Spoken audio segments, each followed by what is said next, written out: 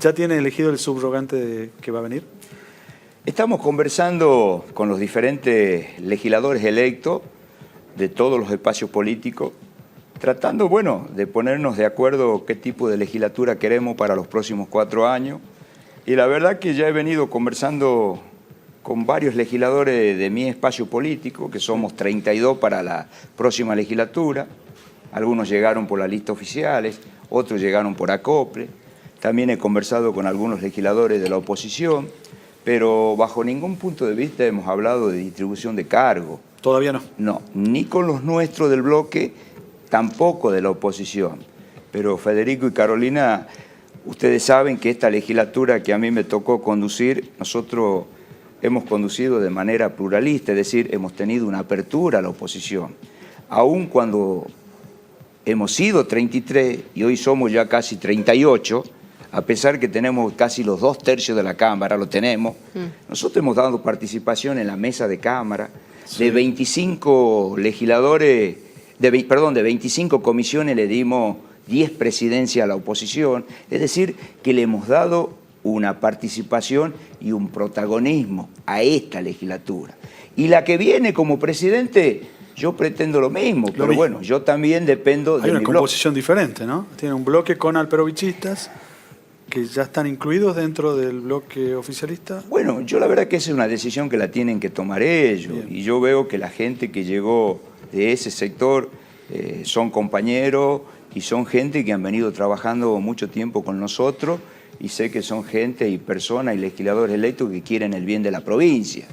Nosotros hemos sacado 32 legisladores dentro de nuestro espacio político. Totalmente. Y por supuesto que a estos legisladores que llegaron por el sector que usted menciona, tienen las puertas abiertas para incorporar... ¿No lo quiere mencionar? ¿No lo quiere mencionar? ¿A quién? ¿Al sector ese? Al senador. No sé. Lo que llegaron por el senador. Mencionar. Bien, perfecto. Bien, lo que llegaron por el senador tiene las puertas abiertas para poder incorporarse. El senador también. Y el senador también. Bueno, el senador tiene mandato hasta el 21. Después veremos. Estamos hablando de José Alperovich. Cuando nos fuimos al corte hablábamos de esta nueva composición de la legislatura. Nos comentaba el vicegobernador, el contador Jaldo, que de alguna manera esta nueva composición llevaba a un nuevo debate, a analizar de nuevo cómo se iba a estructurar la legislatura, cómo iban a ser esas autoridades. Destacó él en lo que nos dijo unos minutos antes, cómo se había respetado a la oposición, cómo se había respetado a la minoría en la composición de las autoridades de la Cámara. Pero ahora cuando se reestructure la legislatura, va a tener otra composición con otra oposición, y una oposición desacostumbrada, por lo menos hasta el siglo pasado, de ser una oposición o de tener un número importante, como es Fuerza Republicana o como es el legislador electo Ricardo Bussi. Y nos preguntamos si dentro del espacio en el que está el vicegobernador Jaldo se va a respetar esa minoría de la misma manera, de lo que fue ahora, ¿no?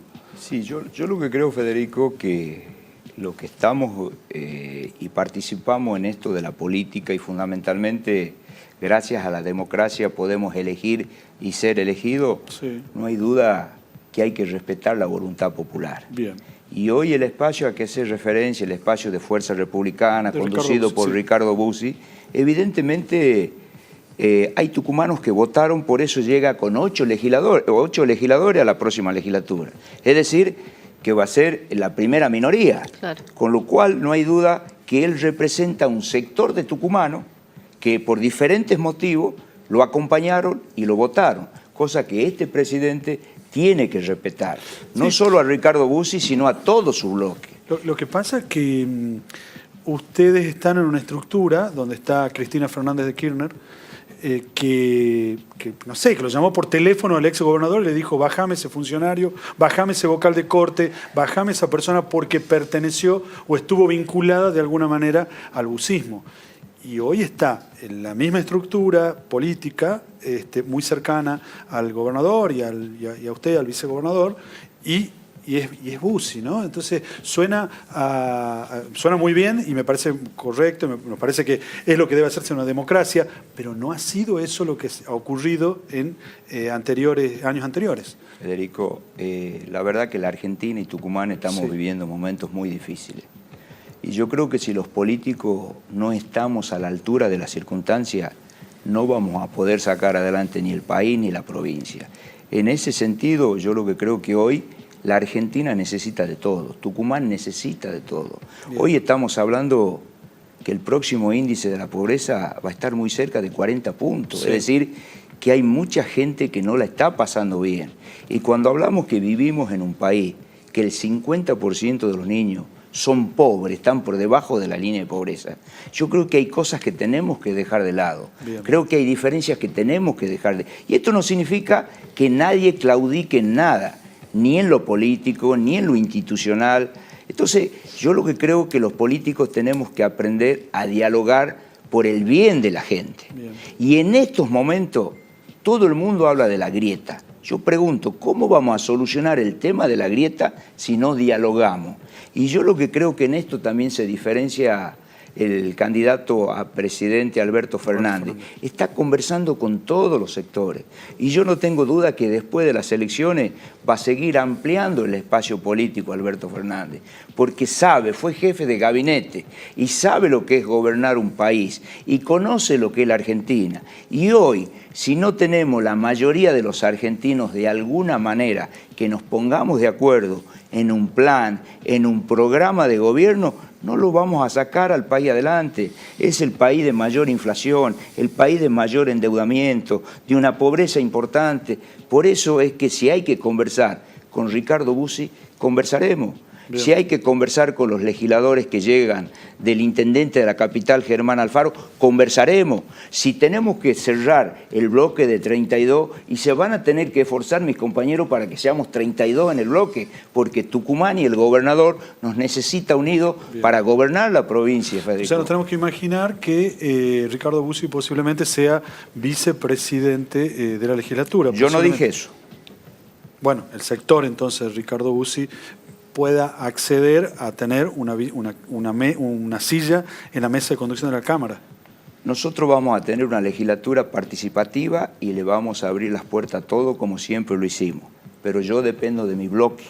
Correcto. Yo tengo 32 legisladores en mi bloque, con lo cual tengo que dialogar con ellos, tengo que elegir las autoridades, tenemos que elegir las autoridades de bloque, y de ahí se... Yo lo veo muy respetuoso de sus decisiones a los legisladores en general, ¿no? Es como un poder muy fuerte el del presidente de la legislatura. Sí, pero yo siempre he obrado así, Federico, siempre he obrado así, y me fue bien, en base a la experiencia que he tenido en esta Cámara, dialogando permanentemente.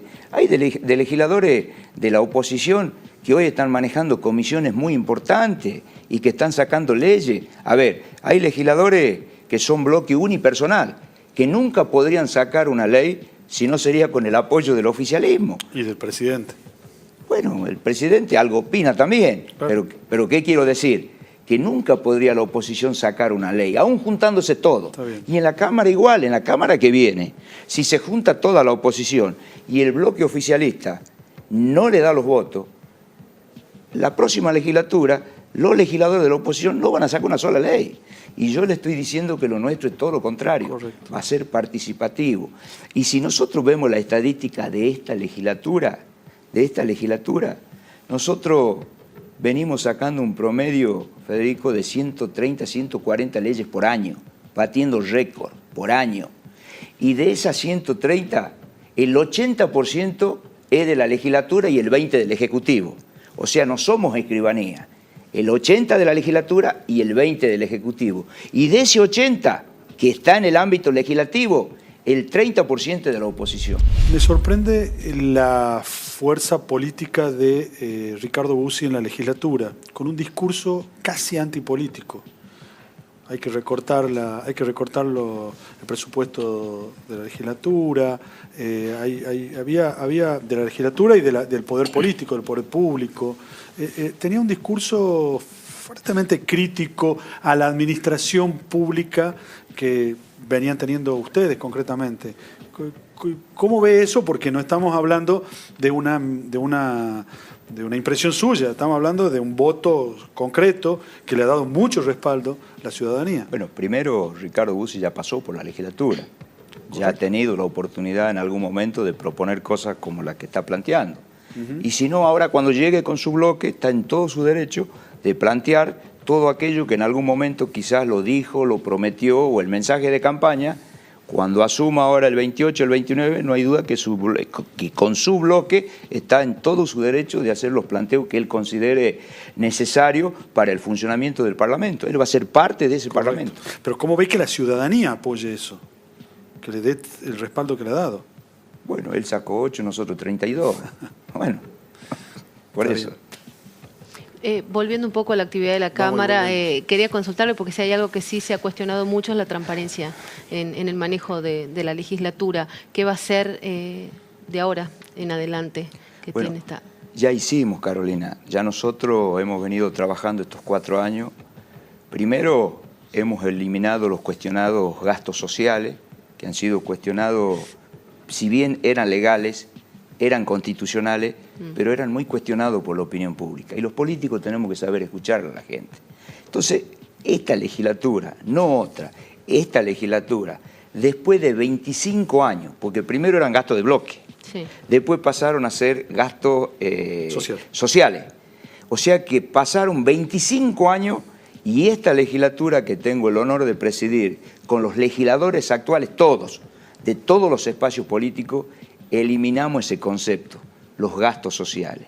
Y también esta legislatura bancarizó el 100% de los movimientos financieros. Y también esta legislatura informatizó todo lo que tiene que ver la cuestión parlamentaria. Y si usted a mí me dice, ¿qué nos falta? Nos falta informatizar la parte administrativa, que será la tarea de la próxima legislatura. Es decir, que nosotros hemos tomado decisiones y medidas fuertes que tienen que ver con la transparencia del Poder Legislativo. Conocer, por ejemplo, la cantidad de empleados que tiene la legislatura, eso también va a ser materia pendiente, se lo va a poder conocer. La Gaceta lo publicó varias veces, la cantidad de empleados que tiene la legislatura. Pero nunca es, o sea, los legisladores por lo general, ante la pregunta, no la responden o no la conocen. El legislador que no la responda, que empiece diciendo cuánto tiene él, por lo menos. ¿Usted conoce cuánto? ¿Y usted lo claro, si usted le pregunta a un legislador y él no dice cuánto hay, bueno, que él empiece contando cuánto tiene él. ¿Pero cómo cuántos tiene él? Expliquemos. ¿Cuántos legisladores tiene él? Pero eso no está regulado, no hay de alguna forma... Sí, a ver. ¿Eso es discrecional de cada legislador? No. Como nosotros somos equitativos en el funcionamiento del Parlamento, correcto, en las comisiones, en los cargos, de la misma manera, un bloque de 8 no puede pretender tener la misma cantidad de empleados que un bloque de 32. Es decir, que todo es proporcional en función a la representación y representatividad que tengan dentro del Parlamento. No es discrecional. Y en función de eso es la participación y el trabajo. Y luego también depende de qué comisión ocupe el legislador. Hay muchas comisiones especiales adentro. ¿Eso lo decide usted? ¿Eso lo decide usted? De común acuerdo con los presidentes de bloque. Lo designo yo firmo, pero de común acuerdo con los presidentes de bloque. ¿Y cómo se controla el trabajo de estos empleados que hay en la legislatura? Y bueno, están bajo la responsabilidad de cada legislador. Cada legislador pide el nombramiento. Yo firmo la designación, pero va al bloque del legislador. Yo no lo puedo controlar ese personal, no es mío. Es del bloque o es del legislador que lo pide o que lo solicita. ¿Y qué pasa con, por ejemplo, los legisladores que se van ahora y los empleados que tienen esos legisladores? Bueno, hay empleados que son de bloque político, que comienzan la gestión cuando ingresa el legislador y se van cuando termina la gestión del legislador. ¿Y eso lo administra cada legislador? Cada legislador. Y usted le da un presupuesto determinado a cada legislador y cada legislador administra ese presupuesto para emplear o no a quienes correspondan o a su arbitrio. Más que presupuesto le damos cargo, designaciones. Claro. Es decir, de acuerdo a la comisión que ocupa, de acuerdo a la tarea que desarrolla, se asigna un número de personas que son bancarizadas, es decir, que esas personas tienen la tarjeta, no cobran ni con cheque ni efectivo, lo cobran en el banco, lo cobran con tarjeta cada uno en el banco. Entonces, cada legislador se responsabiliza de su personal. Yo lo único que hago como presidente, tengo la facultad de designarlo, pero el control, el seguimiento y el trabajo de los empleados de bloques políticos están a cargo de cada legislador. Ahora, ¿cómo ve usted el trabajo de los legisladores sobre el control y la designación y la cantidad de empleados, el rol que cumple y si lo hacen bien o lo hacen mal? ¿Usted? Cada legislador tiene un estilo. No nos olvidemos que hay legisladores que vienen del interior, que hacen su trabajo territorial, que trabajan, digamos, en los diferentes municipios, comunas, y hay legisladores por ahí que son mucho más parlamentarios, que se dedican a hacer leyes, a tener un protagonismo a través de los instrumentos que sancionamos en la legislatura. Y en esto hay que respetarlo, porque hay de todos. Hay militantes, hay legisladores profesionales que se dedican únicamente a sancionar leyes y proyectos de resoluciones. Por decir, capaz que son candidatos más mediáticos que territoriales. Y cuando llegan 49 en la legislatura, y hay que respetarlo a cada uno, porque si llegaron ahí, es porque realmente méritos tienen. Ahora, muchos de los legisladores que están actualmente no han tenido una performance muy, no sé, exitosa en esta nueva elección. ¿Hay como una crisis de liderazgo? No, yo lo que creo que mayoritariamente los legisladores en esta legislatura, si hemos llegado a sancionar 140 leyes... Pero el liderazgo político, territorial, del voto, como que el rol del legislador, como la función de funcionario legislativo, fuera una capite diminutio para el funcionamiento del político. No, es como que sobresalen Jaldo y Mansur, pero no. Nosotros tenemos legisladores en nuestro bloque que sobresalen y trabajan, digamos, en función a lo que son, digamos. Algunos son más militantes, por eso son reelectos. O sea, gente pero que... no ha habido muchos reelectos. ¿No veo como una crisis dirigencial? Yo diría que no. Yo diría que una renovación, quizás. Una renovación dirigencial. A ver, Federico, Carolina, todos cada 4 años, esto es como cuando uno va a rendir examen. Cada 4 años el político rinde examen. Pero yo veo que muchos han reprobado, que no esperaban. Y otros hemos pasado con 4, con justo. Bueno, pero han pasado. No, pero ¿qué le quiero decir? Nosotros, los políticos, rendimos cada 4 años examen. Y bueno, algunos aprueban, quiere decir que son reelectos, y otros no. Pero cada uno tiene su estilo, tiene su forma, tiene su particularidad. Y como presidente de la Cámara, tengo que respetarlo a cada uno porque si son parte de los 49, ya sean de cualquier partido político, de cualquier espacio, han hecho mérito, la gente los votó y hay que saber respetar la voluntad popular. Si están en la Cámara es porque los tucumanos los votaron.